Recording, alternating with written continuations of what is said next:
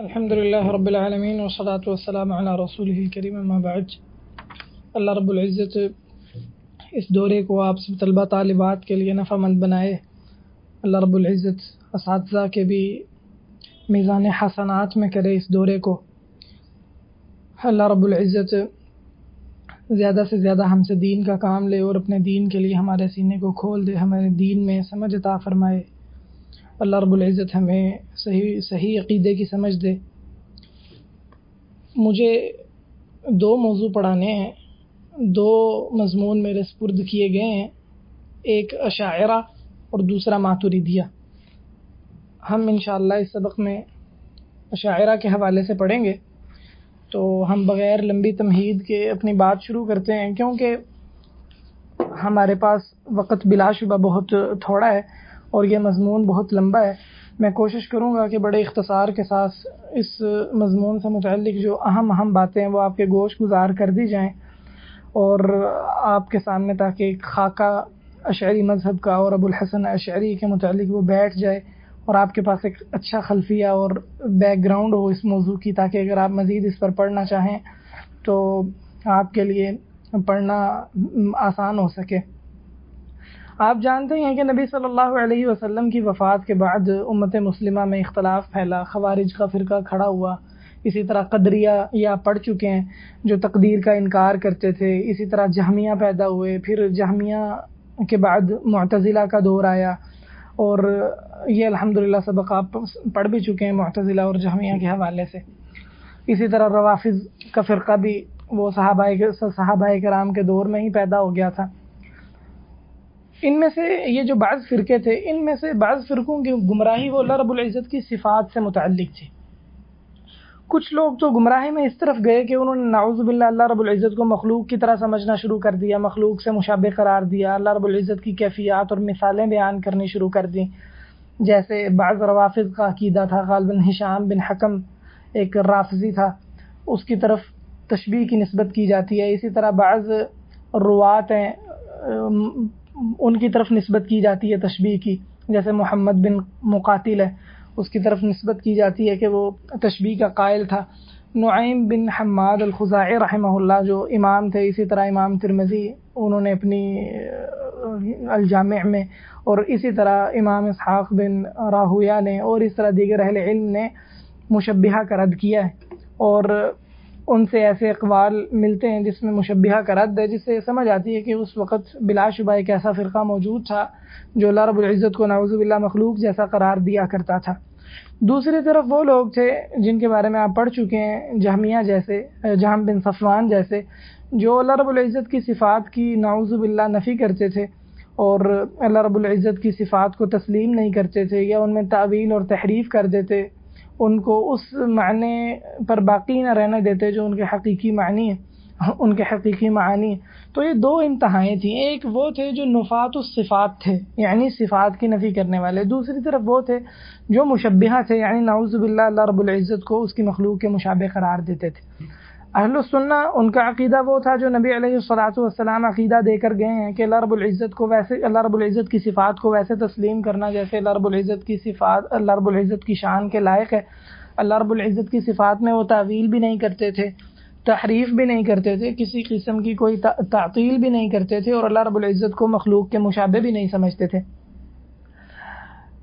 اس سارے اختلافات میں تیسری صدی ہجری میں ایک شخص پیدا ہوا جس کو عبداللہ بن سعید بن کلاب کہا جاتا ہے، عبداللہ بن سعید بن کلاب القطان البصری۔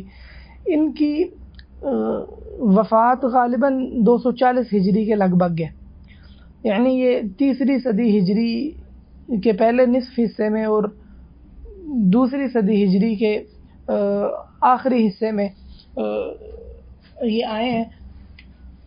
ان کی کنیت ہے ابو محمد، اور ان کو ابن کلاب کہا جاتا ہے۔ کلاب کا معنی ہوتا ہے کھینچنے والا۔ کہا جاتا ہے کہ یہ ان کی گفتگو کا ان کو سلیقہ بہت تھا، جب کسی سے مناظرہ کرتے تو مناظرہ کرنے کے دوران دوسرے کو گویا اپنی طرف کھینچ لیتے تھے، اتنا گفتگو کا انہیں سلیقہ تھا، زبان و بیان ان کی زبردست تھی۔ کہا جاتا ہے کہ یہ امام یحییٰ بن سعید القطان کے بھائی ہیں جو بہت بڑے محدث ہیں، لیکن یہ بات صحیح نہیں ہے۔ امام ابن حجر رحمہ اللہ نے میزان الاعتدال میں اسی طرح امام زبیدی نے تاج العروس میں اس بات کا رد کیا ہے. تو صحیح بات یہ ہے کہ یہ یحییٰ بن سعید القطان رحمہ اللہ کے بھائی نہیں ہیں. انہوں نے یہ کیا کہ انہوں نے جو ایک طرف مشبہہ تھے اور دوسری طرف جہمیہ تھے، ان دونوں کے بیچ میں ایک ایسا مذہب بنایا جو نہ جہمیہ کا اور نہ مشبہہ کا اور نہ ہی پوری طرح مثبتہ کا، یعنی ان مثبتہ کا جو اہل السنہ کے طرز پر تھے، بلکہ ایک نیا انداز اپنایا اور ایک نیا فرقہ گھڑ لیا، نیا عقیدہ گھڑ لیا. انہوں نے یہ کیا کہ انہوں نے اللہ رب العزت کی صفات کا اس بات کیا، لیکن اللہ رب العزت کی وہ صفات جو اللہ رب العزت کی مشیت سے تعلق رکھتی ہیں، جن کو صفات فعلیہ کہا جاتا ہے، ان کا انکار کر دیا. جیسے اللہ رب العزت کا کلام کرنا ہے، انہوں نے کلام کے بارے میں ایک نیا مسلک گھڑا اور نہ تو یہ کہا کہ قرآن پاک مخلوق ہے جیسے معتزلہ جہمیہ وغیرہ کہتے تھے، نہ انہوں نے اہل السنہ کی طرح یہ کہا کہ قرآن پاک ویسے جیسے قرآن پاک اللہ رب العزت کلام اللہ رب العزت کی صفت ہے اور قرآن پاک مخلوق نہیں ہے اور اللہ تعالیٰ جب چاہتا ہے بات کرتا ہے، جیسے چاہتا ہے بات کرتا ہے. تو انہوں نے یہ اہل السنہ والجماعہ کی طرح اس بات کا بھی اقرار نہیں کیا، بلکہ انہوں نے یہ کہا کہ اللہ رب العزت کا کلام نفسی ہے اور یہ حرف اور صوت یعنی آواز والا کلام نہیں ہے. تو انہوں نے ایک بالکل نیا طرز عمل اختیار کیا. ابن کلاب کا یہ طرز عمل بعد میں اشاعرہ کے اندر بھی جاری و ساری رہا ہے، اس لیے ہم ابن کلاب کا یہاں ذکر کر رہے ہیں. ابن کلاب کے چند ایک تلامذہ مشہور بھی ہیں، جن میں حارث بن اسد المحاسبی ہیں.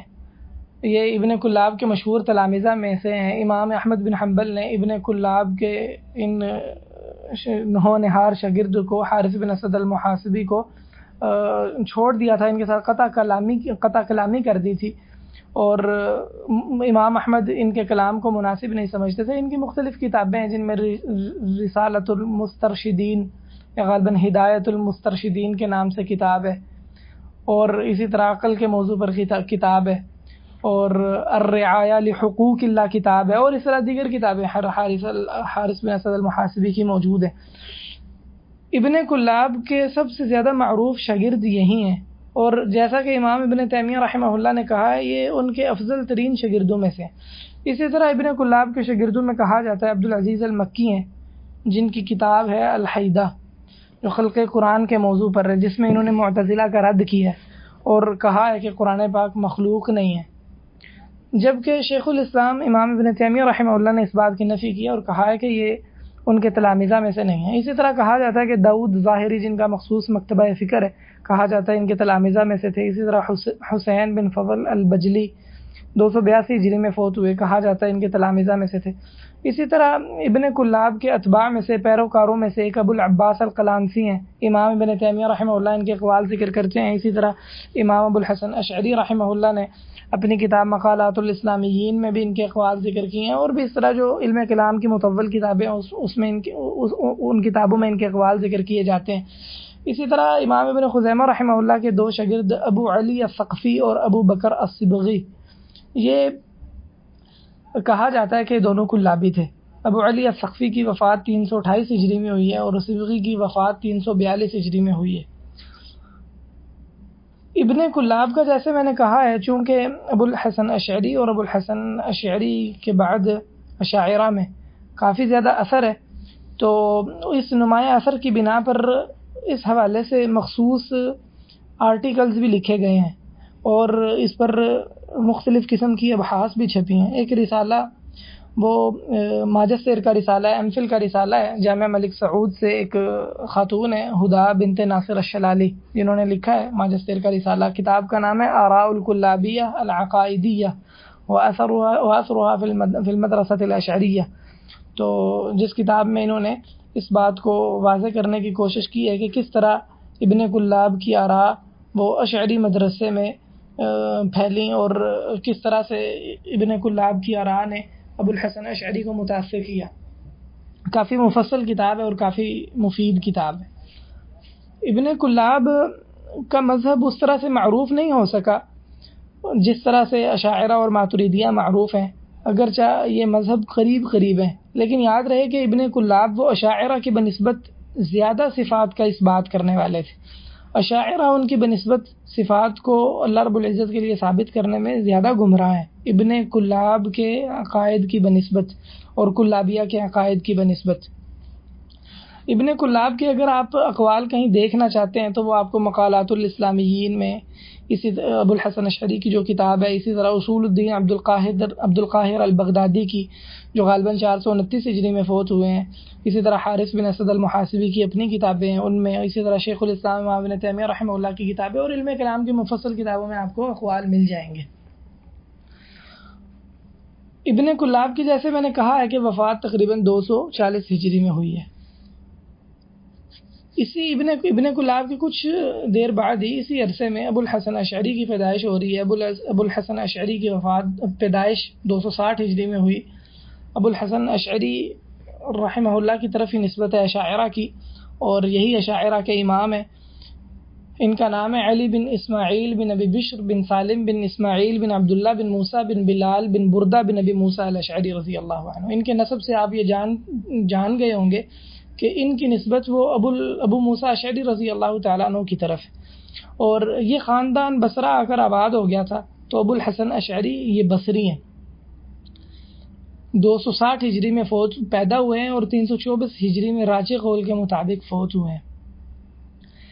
اپنی کنیت سے یہ معروف ہے، لیکن بعض اوقات ان کو ابن ابی بشر بھی کہہ دیا جاتا ہے۔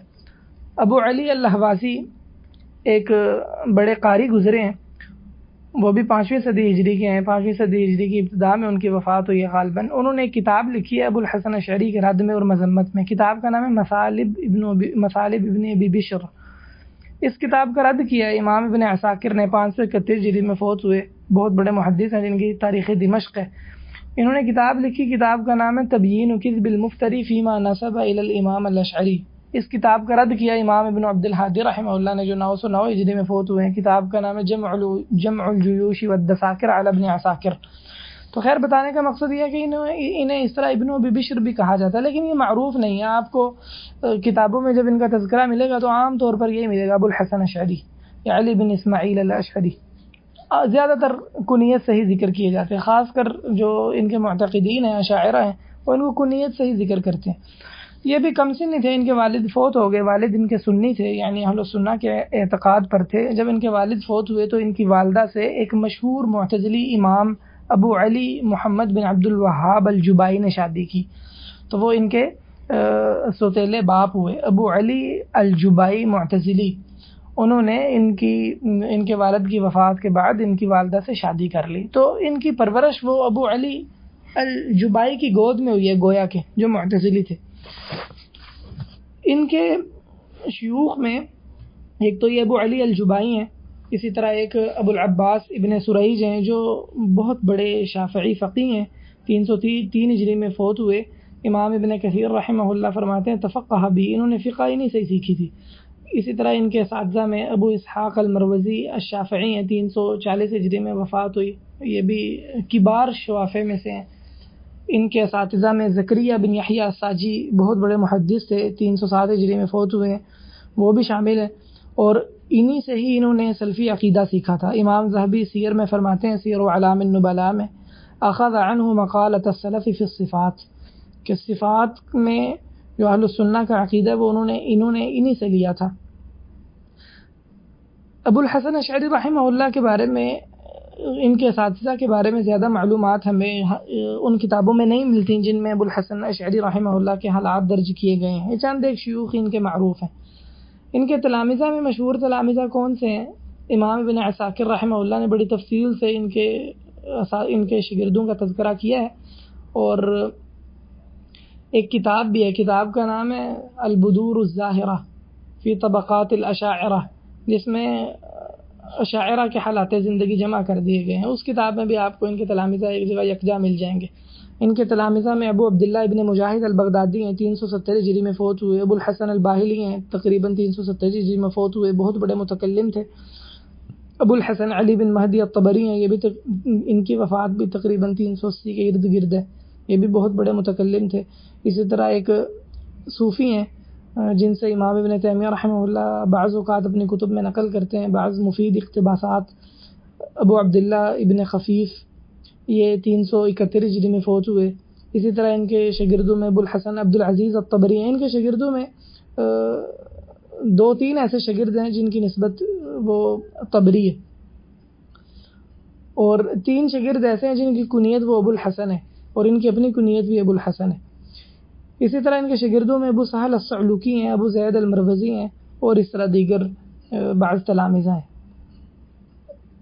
ابو الحسن الاشعری کی تالیفات کافی زیادہ ہیں، لیکن ان میں سے اکثر مفقود ہیں، یعنی مخطوطات بھی ان کے ہمیں علم نہیں کہ موجود ہے کہ نہیں. ان کی کتابوں میں ایک معروف کتاب ہے مقالات الاسلامیین، جس میں انہوں نے ان لوگوں کے اقوال لکھے، جس میں انہوں نے ان فرقوں کو جمع کر دیا جو اسلام کی طرف منسوب ہے، اور ان کے اقوال وغیرہ درج کیے ہیں. اس کتاب کا اردو میں ترجمہ بھی ہوا ہے. حنیف ندوی صاحب نے اس کا ترجمہ کیا تھا رحمہ اللہ. یہ حنیف ندوی صاحب مسلک اہل حدیث کی طرف منسوب ہیں، اہل حدیث علماء میں سے تھے. اسی طرح ان کی کتابوں میں ایک کتاب ہے اللمع فی الرد علی اہل البدع، یہ کتاب بھی مطبوع ہے. اسی طرح ایک کتاب ہے الرسالہ الی اہل الثغر، یہ کتاب بھی مطبوع ہے. یہاں جامعہ اسلامیہ مدینہ یونیورسٹی کی جو عمادہ ہے، جہاں سے علمی کتابیں چھپتی ہیں، وہاں سے یہ کتاب طبع ہوئی ہے. کسی طالب علم نے اس کی تحقیق کی ہے، اور بھی اس کی طبعات موجود ہیں. اسی طرح ان کی کتابوں میں ایک کتاب ہے الاستحسان فی الخوض فی علم الکلام، یہ کتاب کا نام ہے استحسان الخوض فی علم الکلام، یہ کتاب بھی مطبوع ہے. اسی طرح ان کی کتابوں میں ایک کتاب ہے الابانہ عن اصول الدیانہ، یہ کتاب بھی مطبوع ہے، اور اس کی متعدد طبعات موجود ہیں. اور ابھی تک میرے علم کے مطابق اس کتاب کی ویسے خدمت نہیں کی گئی عربی میں جیسے ہونی چاہیے، اس کی کوئی بہت اچھی طبع موجود نہیں ہے. ایک طالب علم ہے کوئی صالح المقبلی العصیمی، انہوں نے ایم فل یا غالباً پی ایچ ڈی کے رسالے میں اس کتاب کی تحقیق کی ہے، لیکن وہ بہت میں سمجھتا ہوں ردی قسم کی تحقیق ہے، اس وجہ سے کہ اس میں تلفیق ہے بہت زیادہ. تو خیر اس کتاب کا کوئی اچھا نسخہ طبع میرے علم کے مطابق موجود نہیں ہے، اور یہ کتاب خدمت کی محتاج ہے. اس کتاب کا اردو ترجمہ بھی ہوا ہے، اردو ترجمہ میں نے کیا ہے، سلفی ریسرچ سینٹر کی طرف سے چھپا ہے. تو یہ امام ابن کثیر کی یہ امام ابو الحسن اشعری کی مطبوع کتابیں ہیں. اس کے علاوہ ان کی اور بھی دیگر بہت ساری کتابیں تھیں مفقود ہیں. ایک دلچسپ بات بتاتا چلوں کہ ان کی کتابوں میں ایک کتاب تھی المختزن فی التفسیر، کہا جاتا ہے کہ یہ 500 جلدوں میں تھی. امام ابن العربی رحمہ اللہ نے قانون التاویل میں یہ بات ذکر کی ہے، اور کتانی رحمہ اللہ نے تاریخ المکتبات الاسلامیہ میں ذکر کیا کہ اس کتاب کو صاحب بن عباد معتزلی نے جلا دیا تھا، لیکن زاہد کوثری نے اس بات کا رد کیا، کہا ہے کہ ایسی بات کوئی ثابت صحیح نہیں ہے. بعض نے کہا یہ کتاب 300 جلدوں میں ہے. امام مقریزی رحمہ اللہ نے الخطط میں ذکر کیا ہے کہ یہ تقریباً 70 جلدوں میں ہے. ابن عساکر رحمہ اللہ نے اس کتاب کا کچھ حصہ وہ اپنی کتاب تبیین و کذب المفتری میں نقل بھی کیا ہے. یہ بھی کہا گیا کہ المختزن اور تفسیر ہے، اور جس کتاب کے بارے میں کہا گیا کہ وہ 500 جلدوں میں وہ اور تفسیر ہے. بعض یہ کہتے ہیں کہ المختزن وہ تفسیر نہیں ہے اور 500 جلدوں میں المختزن ہے. اس میں ابو الحسن اشعری نے مختلف قسم کے علوم جمع کر دیے، اور تفسیر ان کی الگ ہے، واللہ اعلم. لیکن معلوم یہ ہوتا ہے جو جاننے والے لوگوں نے، جانکاری رکھنے والے لوگوں نے بات لکھی، اس سے یہ معلوم ہوتا ہے واللہ اعلم کہ یہ تفسیر ہی ہے. حقیقت حال اللہ تعالیٰ بہتر جانتا ہے، لیکن اس میں عجیب بات یہ ہے کہ یہ کتاب بہت بڑی ہے. آپ کو اس سے ابو الحسن اشعری رحمہ اللہ کی جو شخصیت ہے نا، اس کے کچھ پہلو آپ کو سمجھ آئیں گے. ایک تو یہ کہ ابو الحسن اشعری رحمہ اللہ بہت زود نویس تھے، یعنی بہت زیادہ لکھنے والے تھے، قلم ان کا بہت سیال تھا. دوسرا یہ کہ مناظرہ کرنے میں بہت شاندار اللہ تعالیٰ نے ان کو صلاحیت دے رکھی تھی. تیسری بات ہے کہ بہت زیادہ ذہین تھے. چوتھی بات یہ کہ ان کو لوگوں کے اقوال کی معرفت بہت زیادہ تھی، جیسا کہ ان کی کتاب مقالات الاسلامیین اس پر دلالت کرتی ہے. ان کا فقہی مذہب کون سا تھا؟ بعض نے کہا ہے حنفی تھے، جیسا کہ زاہد الکوثری نے دعویٰ کیا ہے، اسی طرح قرشی نے دعویٰ کیا ہے الجواہر المضیہ میں. اور بعض نے کہا ہے کہ مالکی تھے، جیسے قاضی عیاض رحمہ اللہ نے غالباً ترتیب المدارک میں اس بات کا دعویٰ کیا ہے، اور اسی طرح ابن فرحون مالکی نے دعویٰ کیا ہے. بعض نے کہا ہے حنبلی تھے، کیونکہ انہوں نے اپنی بعض کتابوں میں الابانہ میں اپنے آپ کو امام احمد کی طرف منسوب کیا ہے. بعض نے کہا شافعی تھے، اور یہی بات صحیح ہے، جیسا کہ امام ابن کثیر رحمہ اللہ نے بھی کہا ہے کہ انہوں نے فقہ و ابن سرید سے سیکھی ہے. تو صحیح بات یہ ہے واللہ اعلم کہ یہ شافعی تھے، نہ حنبلی تھے، نہ مالکی تھے، نہ حنفی تھے. ان کے بارے میں کہا گیا کہ ان لوگوں میں سے تھے جو ان کے بارے میں کہا گیا ہے کہ یہ 3ویں صدی کے مجدد تھے، یعنی اتنی بڑی شخصیت سمجھا جاتا ہے ابو الحسن الاشعری کو۔ ابو الحسن الاشعری کی زندگی وہ مختلف مراحل سے گزری ہے۔ ان کا زندگی کا ایک مرحلہ تو ایسا ہے اس کا کوئی انکار نہیں کرتا، سب اس مرحلے کو تسلیم کرتے ہیں، وہ ہے اعتزال کا مرحلہ، اس کو ہم کہتے ہیں مرحلۃ الاعتزال، جس میں یہ معتزلی رہے ہیں اور تقریباً 40 سال انہوں نے اسی اعتزال پر بھی گزارے ہیں۔ اور جیسے میں نے آپ کو بتایا ہے ان کی والدہ سے ابو علی الجبائی نے شادی کر لی تھی، وہ معتزلی تھے، تو ظاہری بات ہے بیع کا ماحول کا اثر ہوتا ہے، تو جس باپ کی گود میں انہوں نے پرورش پائی ہے چونکہ وہ معتزلی تھا تو اس وجہ سے ان پر بھی اس کا اثر ہونا تھا طبعاً، تو 40 سال تک یہ معتزلی رہے ہیں۔ اور اس بات کو جن لوگوں نے بھی امام الحسن اشعری کے حالات نقل کیے ہیں اس بات کو ذکر کیا ہے، جیسے ابن عساکر رحمہ اللہ۔ دوسرا مرحلہ ان کا وہ اعتزال کو چھوڑنے کا مرحلہ ہے۔ اب انہوں نے اعتزال کیوں چھوڑا اور اعتزال چھوڑ کے کہاں گئے، تو کہاں جانے سے پہلے یہ بات ہے کہ اعتزال چھوڑا کیوں ہے۔ بعض نے کہا انہوں نے خواب دیکھا، نبی صلی اللہ علیہ وسلم کو دیکھا خواب میں، تو نبی صلی اللہ علیہ وسلم کی تلقین کی وجہ سے انہوں نے اعتزالی مسلک چھوڑ دیا، لیکن یہ صحیح نہیں ہے۔ موقف ابن تیمیہ من الاشاعرہ کے مؤلف عبد الرحمن صالح محمود نے ذکر کیا ہے کہ یہ قصہ ثابت نہیں۔ کہا گیا کہ وجہ یہ بنی کہ یہ جبائی سے مناظرے کرتے تھے، یعنی ابن ستیل والد سے، تو مناظرے میں انہیں کچھ باتیں کھٹکتی تھیں جس کی وجہ سے ان میں کچھ شبہات پیدا ہوئے اور آہستہ آہستہ انہیں سمجھ آئی کہ یہ جو اعتزالی مذہب ہے یہ بڑا کمزور ہے۔ بعض کہتے ہیں کہ ان کے ہاں جو دلائل ہیں وہ یکساں طور پر برابر تھے اور کوئی کفہ کو رجحان دلائل کا ان پر کوئی نمایاں نہیں ہو رہا تھا، پریشان تھے کہ کون سا مسلک درست ہے، تو اللہ تعالیٰ سے دعا کی تو اللہ رب العزت نے انہیں ہدایت دے دی۔ بعض کہتے ہیں چونکہ یہ زکریا بن یحییٰ الساجی اور فقہ سے بھی ان کا تعلق تھا، زکریا بن یحییٰ الساجی جو محدث ہیں ان سے بھی ان کا تعلق تھا، تو حدیث کی بھی انہیں کچھ نہ کچھ معرفت تھی، فقہ کی بھی تھی، اس لیے ان کے دل میں کچھ کھٹکتا رہتا تھا معاملہ اعتزالی مسلک کے حوالے سے، تو انہوں نے سوچا کہ کیوں نہ متکلمین اور محدثین کے طریقے کو جمع کر دیں، تو نتیجہ یہ ہوا کہ یہ مکسچر پیدا ہو گیا اور یہ کاک ٹیل قسم کا جو مسلک ہے نا وہ پیدا ہو گیا اشعری مسلک۔ تو واللہ اعلم ان میں سے ایک سے زیادہ سبب بھی ہو سکتے ہیں ان کے اشعری مذہب، ان کے وعلیکم السلام، ایک سے زائد سبب بھی ہو سکتا ہے اس بات کا کہ انہوں نے توبہ کی ہو، اعتزال کو چھوڑا ہو اور ان کی زندگی میں تبدیلی آئی ہو۔ اب اعتزالی مسلک چھوڑ کر یہ کہاں گئے، اس میں بہت اختلاف ہے۔ بعض نے کہا ہے کہ اعتزالی مسلک چھوڑنے کے بعد ان کی زندگی کا ایک ہی مرحلہ ہے۔ جو کہتے ہیں ان کی زندگی کا ایک ہی مرحلہ ہے وہ 2 حصوں میں بٹ گئے۔ ایک وہ لوگ ہیں جو یہ کہتے ہیں کہ اعتزالی مسلک چھوڑ کر یہ سیدھا اس عقیدے پر گئے جو ابن کلاب کا عقیدہ تھا اور جو بعد میں اشاعرہ کا عقیدہ ہوا۔ بعض کہتے ہیں کہ اعتزالی مسلک چھوڑ کے یہ ایک طرف ہی گئے، ایک ہی مرحلہ ان کا آخری، وہ یہ ہے کہ مکمل طور پر سلف کی طرف لوٹ آئے۔ تیسرا ایک اور گروہ بھی ہے، وہ یہ کہتا ہے کہ یہ اعتزالی مسلک سے جب پھرے تو یہ سلف کے قریب آ گئے، لیکن سلف کے قریب آنے کے باوجود بھی مکمل طور پر جو علم کلام کے مسائل تھے اور جو ابن کلاب کے مسائل تھے اس سے یہ اپنے آپ کو بچا نہ پائے، کچھ اثرات اس کے باقی رہ گئے۔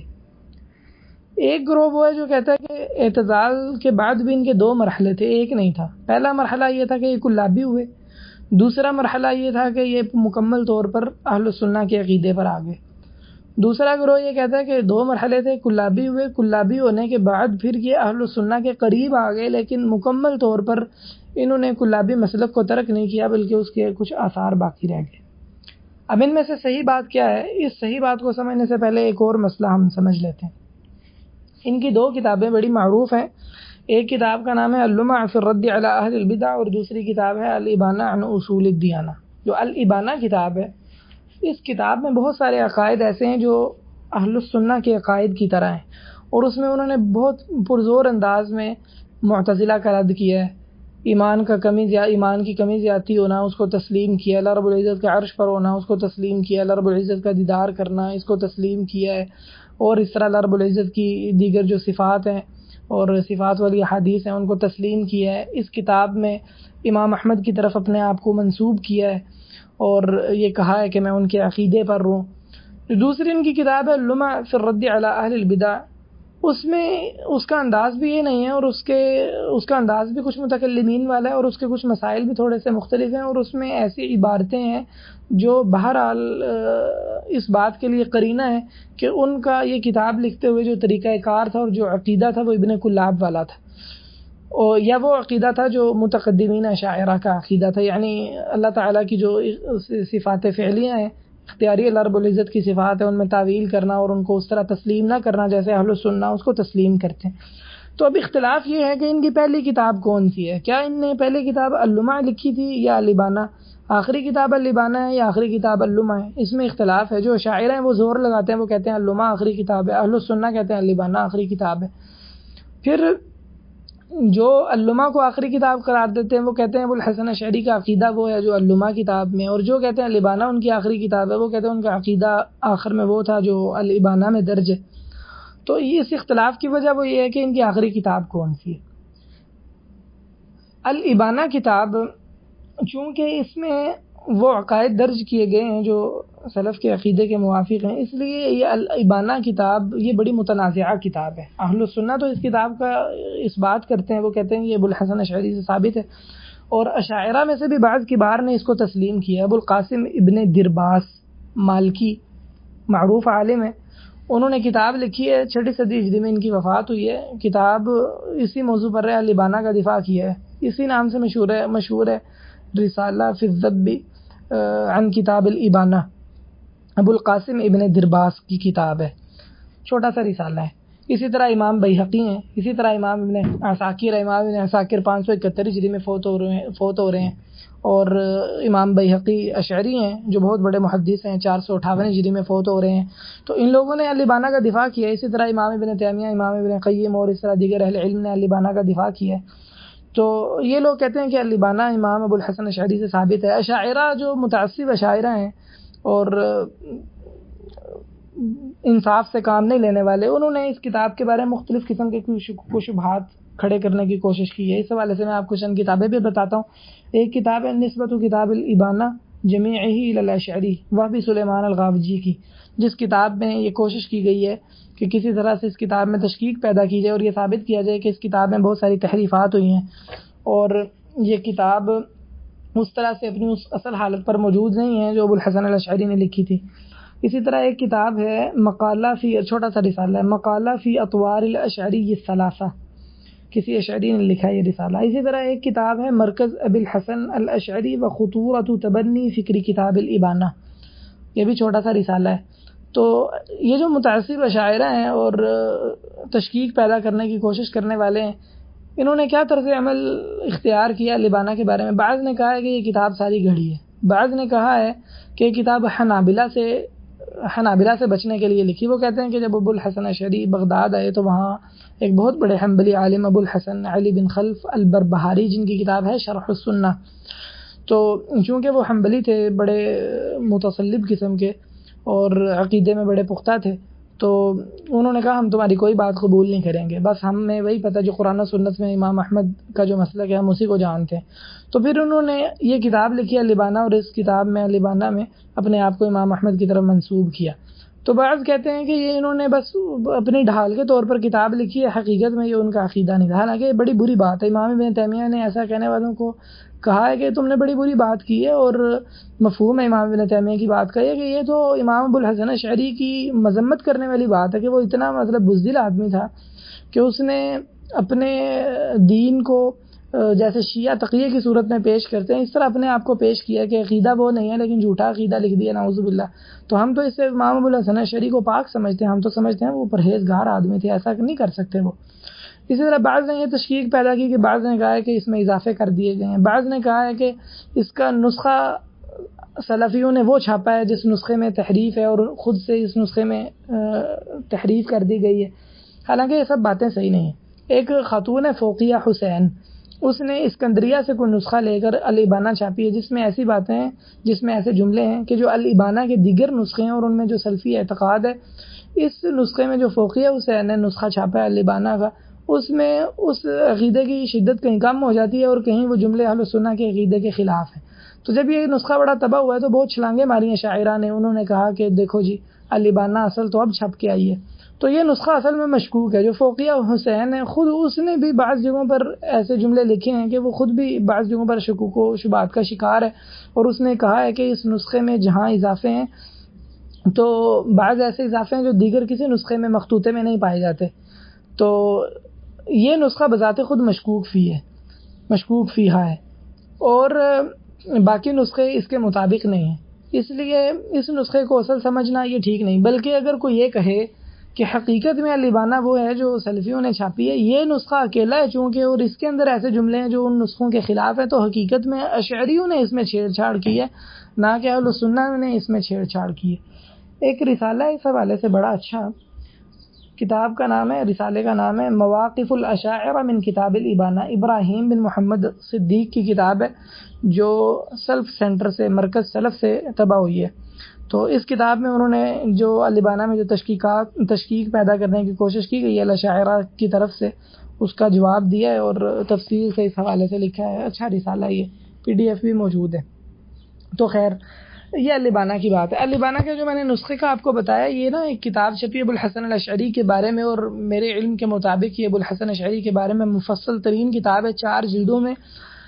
جامعہ ازہر جو مصر کا جامعہ ہے, اس نے کوئی معتمر اور کانفرنس کی تھی ابو الحسن اشعری کے حوالے سے, تو اس میں مختلف لوگوں نے مضامین وغیرہ لکھے. اس میں محمد عزیر شمس جو ہندی عالم ہے, بہت بڑے محقق ہے, اور امام ابن تیمیہ رحمہ اللہ کی بہت ساری کتابوں کی انہوں نے تحقیق کی ہے, مطبوع ہیں ان کی بہت ساری کتابیں. ان کا بھی ایک مضمون ہے, ان کا مضمون الابانہ کے نسخوں کے حوالے سے ہے. تو انہوں نے یہ ساری تفصیل وہاں درج کی ہے کہ فوقیہ حسین نے کس نسخے کو اصل بنایا ہے اور کیا اس پر اشکالات ہیں. یہ جو 4 جلدوں کی میں نے آپ کو کتاب بتائی ہے ابو الحسن اشعری کے حوالے سے, اسی کتاب میں ایک یہ مضمون بھی ہے جس میں بتایا گیا کہ اردو زبان میں ابو الحسن اشعری پر کیا کام ہوا ہے, جس میں بتایا کہ اردو دائرہ معارف اسلامی اعظم گڑھ سے جو معارف نکلتا ہے وہ, اور اس طرح دیگر کن کن رسالوں میں ابو الحسن اشعری کے حوالے سے مواد موجود ہے, اور کیا کیا ابو الحسن اشعری کے حوالے سے کام کیا گیا ہے. تو خیر یہ الابانہ کے بارے میں بات ہے. دوسری کتاب ہے اللمع. اشاعرہ کہتے ہیں کہ اللمع آخری کتاب ہے. تو اب اس میں صحیح بات کیا ہے؟ صحیح بات یہ ہے واللہ اعلم, اور یہ میرا رجحان ہے, اور یہ میرا رجحان اہل علم کی کتابیں پڑھ کر بنا ہے, اور موقف ابن تیمیہ من الاشاعرہ کے مؤلف عبد الرحمن بن صالح محمود نے بھی اسی رائے کو اختیار کیا ہے, اور میں نے بھی اس کتاب سے استفادہ کیا اس حوالے سے. اور اسی طرح امام ابن تیمیہ رحمہ اللہ کا رجحان بھی اس طرف ہے, اور دیگر بھی بعض اہل علم کا رجحان اس طرف ہے, اور مجھے یہ بات صحیح لگتی ہے. اس کا یہ معنی نہیں ہے کہ تمام اہل علم کا یہی موقف ہے, وہ بات یہ ہے جو مجھے صحیح لگتی ہے اور دیگر اہل علم نے نقل کی ہے کہ امام ابو الحسن اشعری رحمہ اللہ, وہ چاہے ان کی زندگی کے 2 مرحلے کہیں یا 3 مرحلے کہیں, جو ان کی آخری عمر ہے, اصل تو اعتبار اسی کا انما الاعمال بالخواتیم, تو ان کا جو آخری عمر کا مرحلہ ہے اس میں صحیح بات یہ ہے, وہ یہ ہے کہ ابو الحسن اشعری وہ اہل السنہ کے عقیدے کے بہت قریب آ گئے تھے, لیکن اس کے باوجود ان پر کچھ نہ کچھ اثر وہ ابن کلاب کا باقی رہا. اور صحیح بات یہ ہے کہ علم کلام ایسی ہی بیماری ہے, جب یہ کسی کو لگ جائے تو کم ہی ایسا ہوتا ہے کہ اس کے جراثیم وہ مکمل طور پر جدا ہو جائیں, بلکہ اس کا کچھ نہ کچھ حصہ وہ باقی رہتا ہے. تو صحیح بات یہی ہے کہ ابو الحسن اشعری رحمہ اللہ نے اگرچہ وہ توبہ طائب ہو گئے تھے اپنے پرانے عقائد سے, لیکن صحیح بات یہ ہے کہ ان میں کچھ بقایا حصہ وہ باقی رہا. امام ابن تیمیہ رحمہ اللہ نے بھی اس بات کا اپنی بعض کتابوں میں اس بات کی طرف اپنی بعض کتابوں میں اشارہ کیا ہے, اور اس طرح دیگر بعض اہل علم نے بھی ذکر کیا ہے. اور خود جو الابانہ کتاب ہے اس میں بھی بعض ایسے مسائل ہیں جو بہرحال اہل السنہ کی نمائندگی نہیں کرتے, جیسے اس میں استطاعت کا مسئلہ ہے, وہ اہل السنہ کی طرز پر ذکر نہیں کیا گیا. اور اس طرح جیسے انہوں نے بڑی تفصیل سے معتزلہ کا رد کیا, اس طرح کلام نفسی کا رد نہیں کیا, حالانکہ ابن کلاب کا یہ معروف مسئلہ ہے کلام نفسی کا. تو ہونا تو یہ چاہیے تھا کہ وہ کلام نفسی کا بھی مکمل طور پر رد کرتے, جیسے انہوں نے دیگر معتزلہ کے مسائل کا اور دیگر جو بدعتیں ہیں ان کا رد کیا ہے.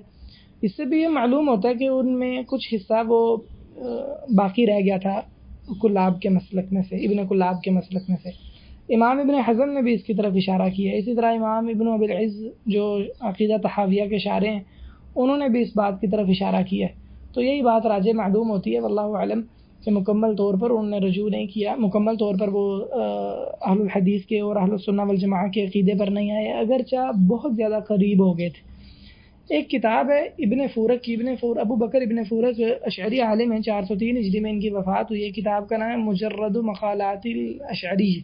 اس کتاب میں انہوں نے ابو الحسن اشعری رحمہ اللہ کے جو عقائد ہیں وہ جمع کر دیے ہیں، لیکن مسئلہ یہ ہے کہ یہ جو کتاب ہے، اگر وقت ہمارے پاس زیادہ ہوتا نا تو میں آپ کو ابو الحسن اشعری کی ایسی عبارتیں بھی بتاتا جس سے معلوم ہوتا ہے کہ کچھ حصہ ابن کلاب کو ان پر باقی رہ گیا تھا، لیکن چونکہ ہمارا وقت بہت محدود ہے اس لیے یہ ممکن نہیں۔ تو خیر بات کر رہا تھا اس کتاب کے مجرد مقالات الاشعری کی۔ تو یہ جو کتاب ہے، اگر یہ کتاب اگر اس کتاب میں مؤلف کا اسلوب اس طرح کا ہوتا نا کہ انہوں نے ابو الحسن اشعری کی عبارتیں نقل کی ہوتی تو پھر یہ کتاب بڑی شاندار ہوتی ہے ابو الحسن اشعری کے عقائد جاننے کے حوالے سے، لیکن مسئلہ یہ ہے کہ ابن فورک نے عبارتیں کہیں کہیں نقل کی ہیں، اس طرح کی ہے کہ ابو الحسن اشعری رحمہ اللہ کے اصول لے کر تو ان اصول کے مد نظر چند چیزوں میں عقائد ذکر کی اور بعض مفہوم کشید کر کے ابو الحسن اشعری کی عبارتوں سے تو عقیدہ اخذ کر کے درج کیا، تو جس سے اس پر اعتماد کرنا وہ مشکل ہو گیا۔ اگرچہ کتاب بہت مفید ہے، اس کی افادیت میں کوئی شک نہیں ہے ابو الحسن اشعری کے بارے میں جاننے کے حوالے سے، کیونکہ اس میں بہت ساری ایسی کتابوں کی بھی باتیں موجود ہیں ابو الحسن اشعری کی جو مفقود ہو چکی۔ تو اگر اس کتاب سے کوئی ابو الحسن اشعری کے اعتقاد جاننے کے لیے، عقیدہ جاننے کے لیے اس کتاب کو پڑھے تو بلا شبہ وہ مفید کتاب ہے، لیکن اس پر اس طرح اعتماد نہیں کیا جا سکتا کہ اس سے یقینی طور پر، حتمی طور پر نتیجہ اخذ کیا جائے کہ ابو الحسن اشعری کے کیا عقائد تھے۔ اب رہی بات یہ ہے کہ ابو الحسن اشعری کے تفصیلی طور پر پھر کیا عقائد ہوئے، تو جو لوگ کہتے ہیں کہ وہ مکمل سلفی ہو گئے تھے تو پھر تو ان کے وہ عقائد ہیں جو اہل سنہ کے عقائد تھے، پھر تو ہمیں تفصیل سے بات کرنے کی ضرورت نہیں۔ اور اگر ہم یہ کہیں کہ وہ کلابی رہے، یعنی ان کے وہ عقائد ہوئے جو متقدمین اشاعرہ کے تھے، پھر بھی ہمیں تفصیل سے بات کرنے کی ضرورت نہیں، کیونکہ آگے اشاعرہ کا عقیدہ آئے گا۔ یاد رہے اشعری عقیدہ الگ چیز ہے، اشاعرہ کا عقیدہ الگ چیز ہے۔ ابو الحسن اشعری جیسے میں نے آپ کو کہا ہے، بعض تو یہ سمجھتے ہیں کہ آخری عمر میں بالکل سلفی ہو گئے تھے، اہل سنہ کے عقیدے پر تھے، جبکہ اشاعرہ میں سے کوئی بھی مکمل سلفی نہیں ہے۔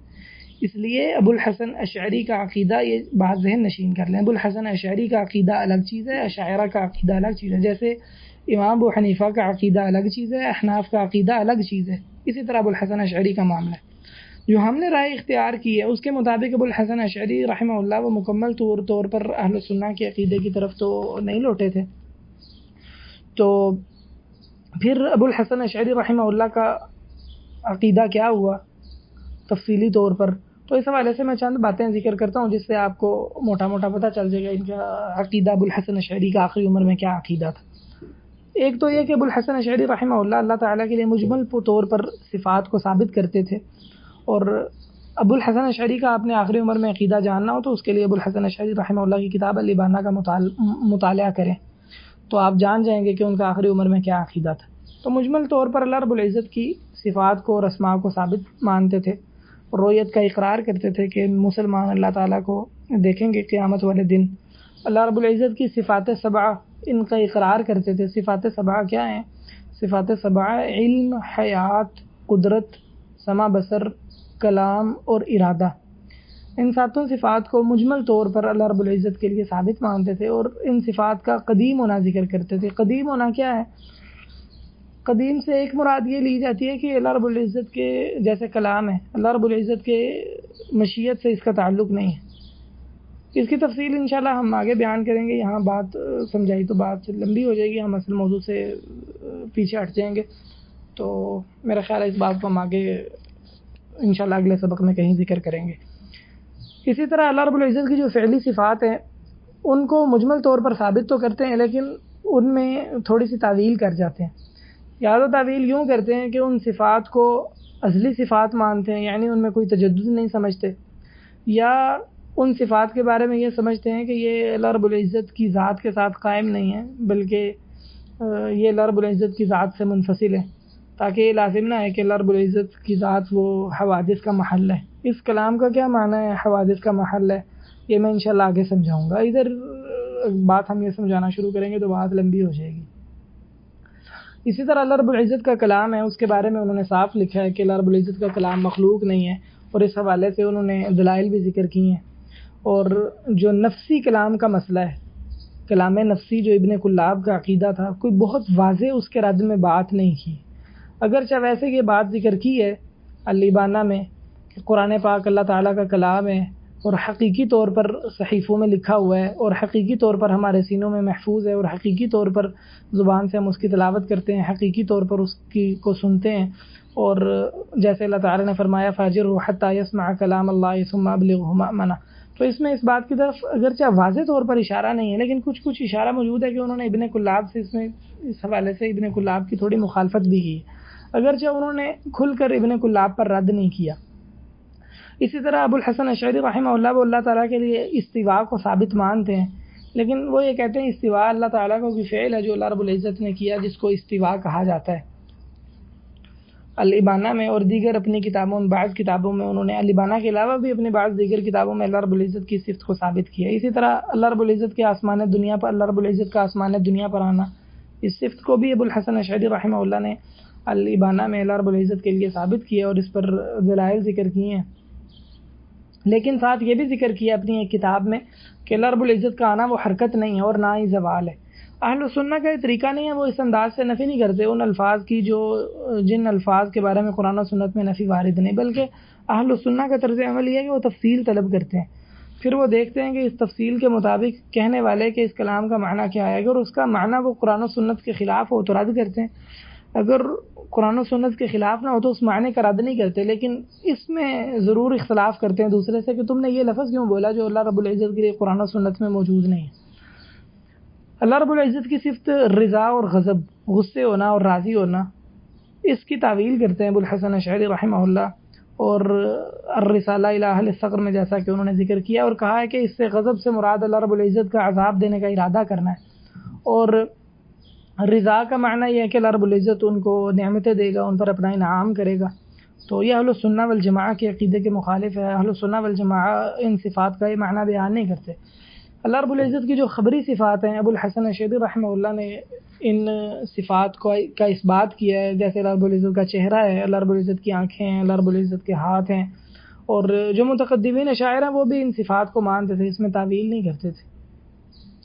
اسی طرح اللہ رب العزت کی رؤیت کا مسئلہ ہے. ابو الحسن اشعری رحمہ اللہ رب العزت کے دیدار کو درست مانتے ہیں، تسلیم کرتے ہیں. ایمان کی کمی بیشی کا مسئلہ ہے. ابو الحسن اشعری رحمہ اللہ کا یہ موقف ہے کہ ایمان وہ کم زیادہ ہوتا ہے.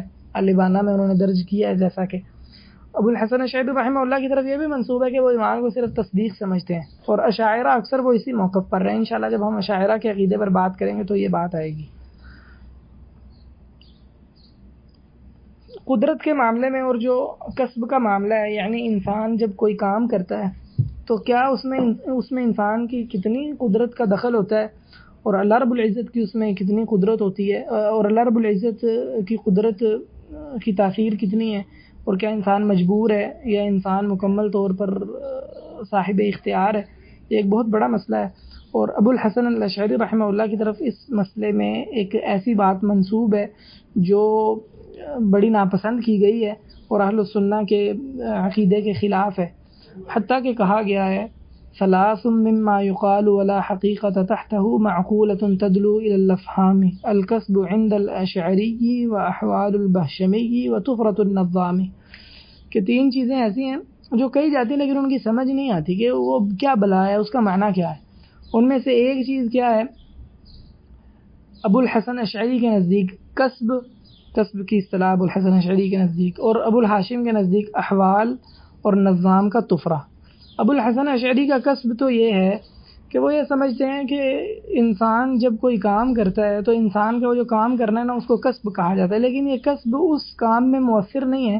اسی طرح جیسے آپ سمجھیں کہ کسی بڑے شخص کو کوئی بڑا ٹوکرا اٹھا دیں تو بچہ بھی ذرا ہاتھ لگا دے، تو جو بچہ ہے اس بچے کے ہاتھ لگانے کا اس ٹوکرے کو اٹھانے میں کوئی کردار ہوگا؟ نہیں ہوگا، بچے نے صرف ہاتھ لگایا. کسب جو ہے نا وہ اس کی تفسیر اور اس کی جو مزید تفسیر ہے نا وہ انشاءاللہ ہم اشاعرہ کے عقیدے میں کریں گے، اور اشاعرہ بعض تو وہ جبریہ کے قریب ہو گئے ہیں اس مسئلے میں. تو خیر یہ ان مسئلوں میں سے ہے جو ابو الحسن اشعری رحمہ اللہ نے واللہ اعلم علم کلام کے اثرات میں سے باقی رہ گیا. اور یہ جو میں نے آپ کو شعر سنایا ہے اس میں جو احوال البہشمی ہے نا، ابو الہاشم کے احوال، اس کا معنی یہ ہے کہ ابو الہاشم کا یہ کہنا تھا، یہ معتزلی ہے، اس کا یہ کہنا تھا کہ کسی بھی صفت میں اس کے عدم اور وجود، یعنی اس کے ہونے نہ ہونے کے درمیانی ایک حالت ہوتی ہے جس میں اسے یہ نہ یہ کہا جاتا ہے کہ وہ موجود ہے، نہ یہ کہا جاتا ہے کہ وہ موجود نہیں. اور اللہ رب العزت کی بعض صفات کے بعض صفات کو انہوں نے حال قرار دیا ہے، اور یہ بالکل ایک ایسی بات ہے جو درست نہیں ہے. عربی زبان اور عقلاء اور جو صریح العقل ہے وہ اس پر دلالت کرتے ہیں کہ ایسے حال نامی کسی چیز کا کوئی وجود نہیں ہے، چیز یا موجود ہوتی ہے یا موجود نہیں ہوتی ہے، درمیانی کوئی شکل نہیں ہوتی. اسی طرح استطاعت کا مسئلہ ہے. ابو الحسن اشعری یہ سمجھتے ہیں کہ جو استطاعت ہے وہ فعل کے ساتھ ہی ہوتی ہے، انسان پہلے کسی کام کو کرنے کی طاقت نہیں رکھتا.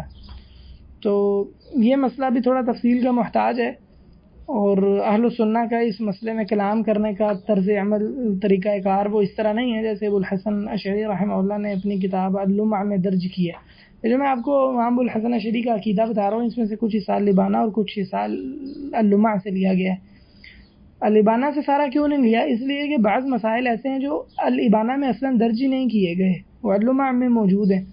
تو چونکہ وہ الابانہ میں درج نہیں کیے گئے اس لیے ہم نہیں جانتے کہ اس وقت الابانہ جب انہوں نے لکھی تو ان کی کیا رائے تھی. کیا وہ اللمع والی جو رائے جو انہوں نے اللمع کتاب میں درج کی، کیا اسی رائے پر تھے یا ان کی رائے کوئی تبدیل ہو چکی تھی؟ اسی طرح ابو الحسن اشعری رحمہ اللہ وہ یہ سمجھتے تھے کہ اللہ رب العزت انسان کو کسی ایسی چیز کا بھی مکلف بنا سکتا ہے جس کی انسان طاقت ہی نہیں رکھتا. اسی طرح ابو الحسن اشعری رحمہ اللہ اپنی بعض کتابوں میں انہوں نے اللہ رب العزت کے افعال کو معلل قرار نہیں دیا، یعنی اللہ رب العزت کی کہا ہے کہ اللہ رب العزت جو کوئی کام کرتا ہے اس کی کوئی غرض اور علت نہیں ہوتی. اللہ رب العزت کے لیے بعض اہل علم غرض کا لفظ بولنے سے منع کرتے ہیں، بعض نے علل بولنے میں بھی اشکال ظاہر کیا ہے، وہ کہتے ہیں حکمت کا لفظ بولنا چاہیے.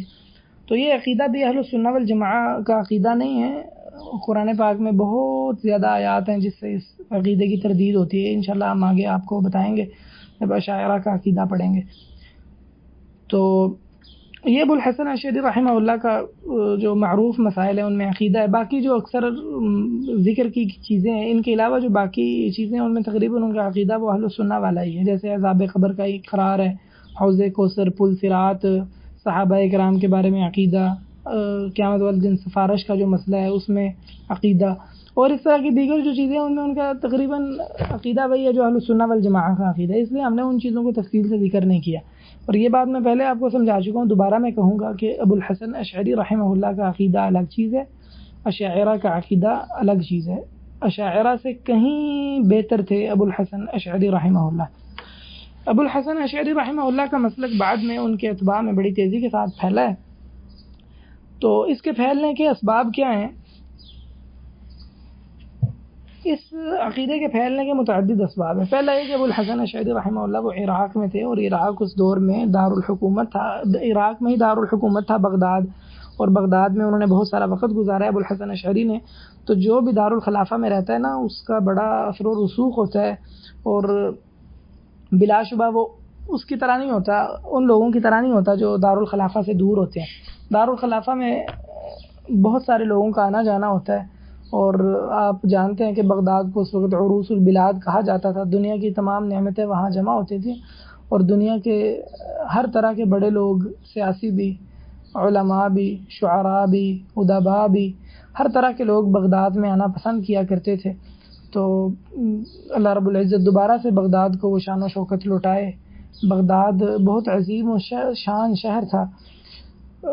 بغداد پر خطیب بغدادی رحمہ اللہ نے تاریخ بغداد کتاب لکھی ہے. اس بغداد کی تتاریوں نے اینٹ سے اینٹ بجا دی تھی. اللہ رب العزت تتاریوں کو ہلاک اور برباد کرے جو ان کے بقایا موجود ہیں اور مسلمانوں کو تکلیفیں پہنچا رہے ہیں. اور ان اشاعرہ کو جنہوں نے بغداد، اور ان تتاریوں کو جنہوں نے بغداد کی اینٹ سے اینٹ بجائی تھی، اللہ رب العزت انہیں ان کے ساتھ ویسا معاملہ کرے جس کے وہ مستحق ہیں.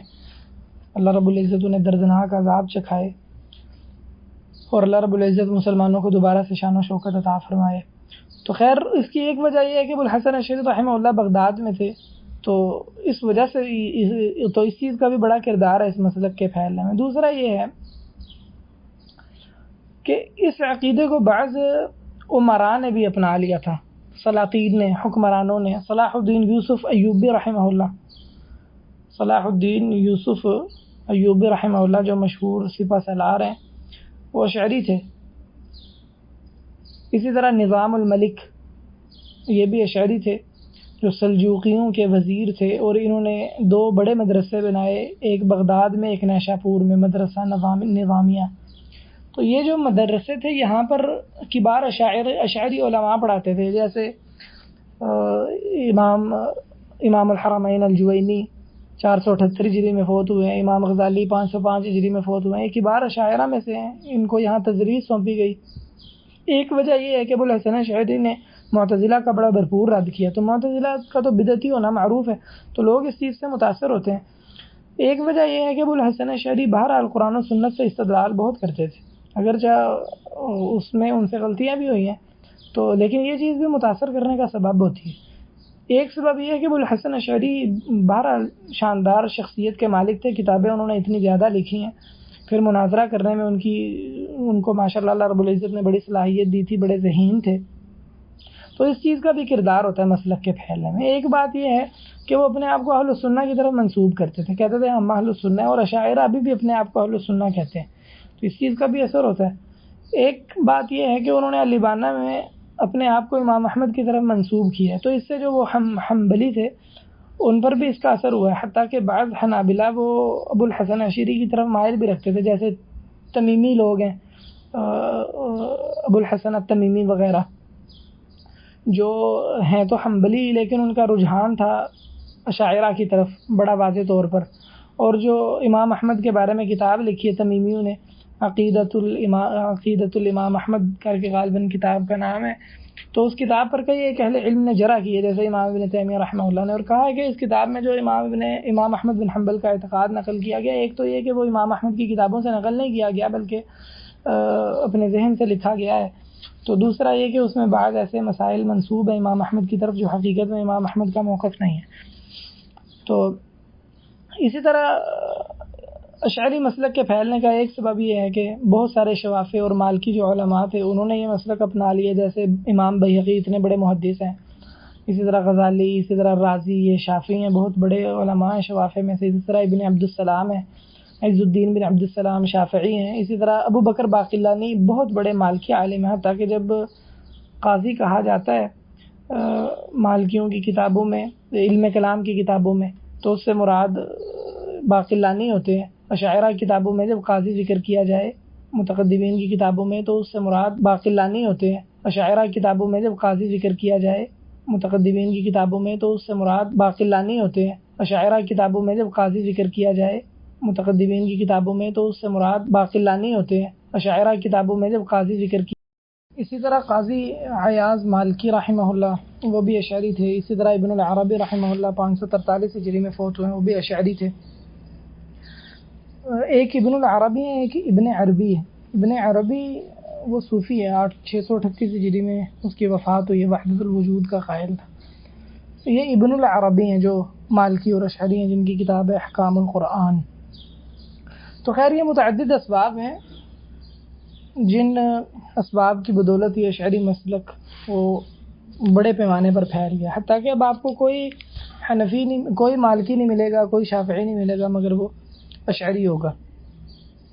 ایک بہت وقت تک یہ جو بات میں نے کہی ہے یہ حقیقت تھی، جب اللہ رب العزت نے چاہا امام ابن تیمیہ آئے، اور پھر اس کے بعد امام ابن تیمیہ کی دعوت کا اثر پھیلا، پھر اللہ رب العزت نے اس دعوت کو مزید اس طرح مضبوط کیا کہ محمد بن عبد الوہاب آئے اور سعودیہ میں مبارک دعوت پھیلی، تو اب الحمدللہ ایسا ہے کہ مالکی ہو اور وہ سلفی ہو اہل سنہ کے عقیدے پر ہو، شافعی ہو اہل سنہ کے عقیدے پر ہو، لیکن بہرحال ایک بڑے وقت تک ایسا ہی تھا کہ کوئی شافعی مالکی نہیں ہوتا تھا مگر وہ اشعری ہوتا تھا، اور کوئی حنفی نہیں ہوتا تھا مگر وہ ماتریدی ہوتا تھا۔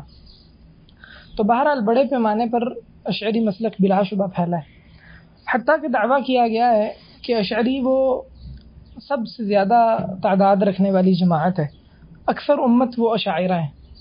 یہ دعویٰ بہت پرانا ہے، یہ دعویٰ عز الدین بن عبد السلام رحمہ اللہ نے بھی کیا ہے، ابن الحاجب نے بھی کیا ہے۔ ابن الحاجب مالکی تھے، اصولی ہیں، 643 ہجری میں ان کی وفات ہوئی ہے۔ اسی طرح یہ دعویٰ تاج الدین سبکی نے، جن کی وفات 772 ہجری میں ہوئی ہے، الطبقات الشافعیۃ الکبریٰ میں، اور اسی طرح معید النعم و مبید النقم میں یہ دعویٰ کیا ہے، اور یہ کہا ہے کہ حنفی یہ کہا ہے کہ مالکی، شافعی اور فضلائے حنابلہ وہ ابو الحسن اشعری کے عقیدے پر رہے۔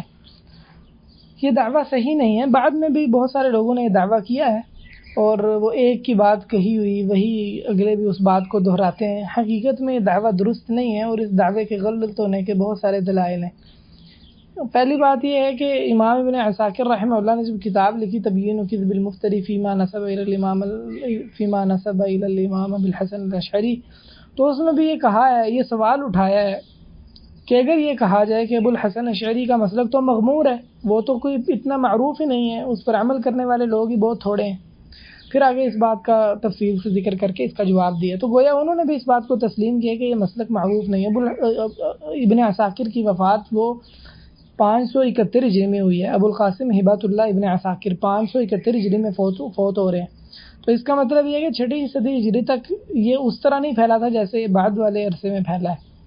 امام غزالی ان کی 505 ہجری میں وفات ہے، اور امام جوینی کی وفات وہ 438 ہجری میں۔ بلا شبہ ان کا بہت کردار ہے اس مسئلے کو پھیلانے میں، لیکن معلوم ہوتا ہے ابن عساکر کی بات سے کہ 6 صدی ہجری میں بھی یہ اس طرح اپنے اس مسئلے کو اس طرح عروج نہیں ملا تھا جو بعد میں ملا ہے۔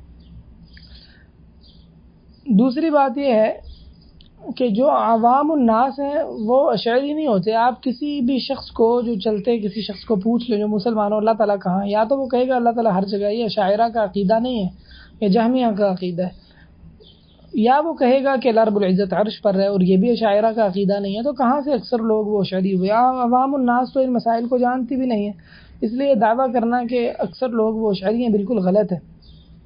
اگر یہ دعویٰ کیا جائے کہ علماء زیادہ اشعری ہیں تو بھی غلط ہے۔ میں نے آپ کو بتایا کہ ابن عساکر کی اس کتاب کا تبیین کذب المفتری کا ابن عبد الحادی نے جواب لکھا، 909 ہجری میں فوت ہوئے۔ کتاب کا نام ہے جمع الجیوش والدساکر علی ابن عساکر، یہ کتاب مطبوع ہے، میرے پاس الحمدللہ موجود ہے۔ اس کتاب میں مؤلف نے ان اقوال کا قائمہ لسٹ ذکر کی ہے جو اشعری نہیں تھے، وہ شافعی ہیں، مالکی ہیں یا حنبلی ہیں، تو ایک لمبی تفسیر انہوں نے ذکر کی ہے، اور پھر آخر میں لکھا کہ کہتے قسم اٹھا کے، اور ایک سے زائد اللہ کی قسمیں اٹھائی ہیں، اٹھا کے کہتے اللہ کی قسم جو ہم نے چھوڑے ہیں وہ ہزاروں ہیں، تو لکھے ہیں تو تھوڑے سے ہیں۔ یہ بات ہے ان کی مفہوم کا، ان کی بات کا مفہوم ہے، کہتے جو ہم نے چھوڑے ہیں وہ تو ہزاروں ہیں، بس اس لیے کہ بات لمبی نہ ہو جائے ہم نے یہاں اختصار کے ساتھ درج کیا ہے، تو چند سینکڑے انہوں نے ذکر کیے ہیں اور باقی نام انہوں نے چھوڑ دیے ہیں۔ اس سے بھی یہ پتہ چلتا ہے کہ یہ دعویٰ غلط ہے کہ جمہور امت وہ اشاعرہ ہیں۔ اس دعوے کا رد کئی ایک اہل علم نے کیا ہے، جن میں سے ایک کتاب کا نام ہے الاشاعرہ فی میزان اہل السنہ، تو اس کتاب میں آپ کو اس دعوے کا رد مل جائے گا۔ اس کتاب پر کچھ تعلیقات ٹائپ اور کچھ اضافے ہیں، مؤلف کا نام مجھے بھول گیا، میں انشاءاللہ کسی اگلے سبق میں آپ کو بتاؤں گا رجوع کرنے کے بعد۔ اس کتاب میں بھی، وہ کتاب اصل میں عمر کامل ایک اشعری ہے سعودیہ کا، اس کا رد ہے، اس کے رد میں، اور اس طرح دیگر بعض اشاعرہ جیسے سعید فودہ ہیں جو معاصر اشعری ہیں، ان کے رد میں اصل میں وہ اضافے لکھے گئے ہیں اس کتاب پر، تو اس میں بھی انہوں نے اس دعوے کا رد کیا ہے جو یہ دعویٰ کیا جاتا ہے کہ اشاعرہ جمہور امت ہے، تو یہ بات صحیح نہیں ہے۔ اور کچھ ایسے علماء ہیں جو اشعری نہیں ہیں لیکن وہ صفات میں تعویل کرتے ہیں، تو انہیں بھی کئی اشعری سمجھ لیتے ہیں، جیسے ابن الجوزی ہیں، ان کی کتاب ہے دفع شبہ التشبیہ یا کف التنزیہ، اس کتاب کا رد کیا سلیمان علوان نے۔ اس کتاب کو ان کے جواب کو امام ابن باز رحمہ اللہ نے بڑا پسند کیا۔ اسی طرح مثلا ابن عقیل ہیں، مالکی ہیں، 503 ہجری میں غالباً ان کی وفات ہے، ابن الجوزی کی وفات 597 ہجری میں۔ یہ دونوں صفات میں تعویل کرنے والے تھے، لیکن حقیقت یہ ہے کہ یہ اشعری نہیں تھے۔ اور اس طرح دیگر بعض اہل علم ہیں جو صفات میں تعویل کرتے ہیں لیکن اشعری نہیں ہیں، بعض انہیں بھی اشعری سمجھ لیتے ہیں۔ تو حقیقت یہ ہے کہ اس دعوے کی کوئی حقیقت نہیں ہے کہ جمہور امت وہ اشعری ہیں، یہ دعویٰ تسلیم کرنا مشکل ہے، اور تسلیم کرنا اس کو صحیح نہیں، اس کو تسلیم کرنا وہ ممکن نہیں۔ یہاں وقت بھی مکمل ہو گیا، ہماری بات بھی مکمل ہو گئی ہے۔ باقی انشاءاللہ اگلے سبق میں جو کچھ میں نے کہا ہے اس میں جو غلطی تھی، اللہ رب العزت اس کو جو اللہ رب العزت اس کو معاف فرمائے، وہ بلا شبہ میری طرف سے، اور جو میں نے صحیح باتیں کی ہیں اللہ رب العزت ان کو نفع مند بنائے، وہ اللہ رب العزت کی طرف سے ہیں۔ السلام علیکم ورحمۃ اللہ۔